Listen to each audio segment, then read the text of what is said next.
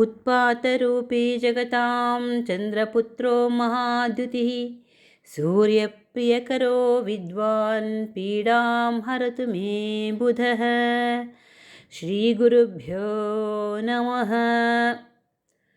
ವೀಕ್ಷಕರೇ ನಮಸ್ಕಾರ. ವಾರ ಭವಿಷ್ಯ ಕಾರ್ಯಕ್ರಮಕ್ಕೆ ಕನ್ಯಾ ರಾಶಿಯವರಿಗೆ ಸ್ವಾಗತ. ಈ ವಾರ ಕನ್ಯಾ ರಾಶಿಯವರು ಹಣ ನಿರ್ವಹಣೆಯ ಕೌಶಲ್ಯಗಳನ್ನು ಚೆನ್ನಾಗಿ ಅರ್ಥಕೊಳ್ಬೇಕು. ಅನಿರೀಕ್ಷಿತವಾದ ಲಾಭ ನಿಮಗೆ ಸಿಗಲಿದೆ, ಆದರೆ ಅದನ್ನು ಸರಿಯಾದ ರೀತಿಯಲ್ಲಿ ಉಪಯೋಗಿಸಿ. ಯಾಕೆಂದರೆ ಅದನ್ನು ಹಾಗೆ ಇಟ್ಕೊಂಡ್ರೆ ನಿಮಗೆ ಅನ್ಯಾನ್ಯ ಖರ್ಚುಗಳಿಗೆ ಅದು ದಾರಿಯಾಗಿಬಿಡತ್ತೆ. ಮತ್ತು ನಿಮ್ಮ ಕೈಯಲ್ಲಿ ಹಣ ಉಳಿಯೋದೇ ಇಲ್ಲ.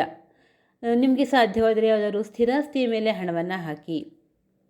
ಇನ್ನು ಕೃಷಿಕರು ಹೊಲ ಗದ್ದೆ ತೋಟಗಳಲ್ಲಿ ಕೆಲಸ ಮಾಡುವಾಗ ಜೋಪಾನ, ಅಥವಾ ನಮ್ಮ ಮನೆಗಳಲ್ಲೇ ಹಿತ್ತಲ ಕಡೆಯಲ್ಲಿ ಏನಾದರೂ ಕಳೆ ಗಿಳೆ ಕೀಳುವಾಗ ಹೂ ಕುಯ್ಯುವಾಗ ಜೋಪಾನ. ಯಾಕೆಂದರೆ ಒಂದು ಸರ್ಪ ಮೊದಲಾದ ವಿಷಯುಕ್ತ ಪ್ರಾಣಿಗಳ ಕಾಟ ಕೂಡ ಇದೆ.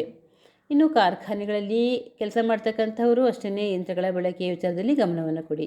ಸೋಂಕು ರೋಗಗಳು ಬೇಗನೆ ತಗುಲುವ ಸಾಧ್ಯತೆ ಇದೆ. ಮನೆಯಲ್ಲಿನ ವೃದ್ಧರ ಆರೋಗ್ಯದಲ್ಲಿ ಕೂಡ ಏರುಪೇರಾಗಲಿದೆ. ವೀಕ್ಷಕರೇ, ದೇಹದಲ್ಲಿ ಉಸಿರಿರೋವರೆಗೂ ನಾವು ಅದನ್ನು ಆದಷ್ಟು ಜೋಪಾನ ಮಾಡೋದಷ್ಟೇ ನಮ್ಮ ಕರ್ತವ್ಯ.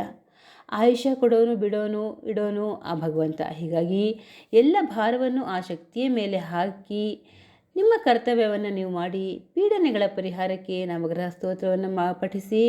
ಶುಭವಾಗಲಿ.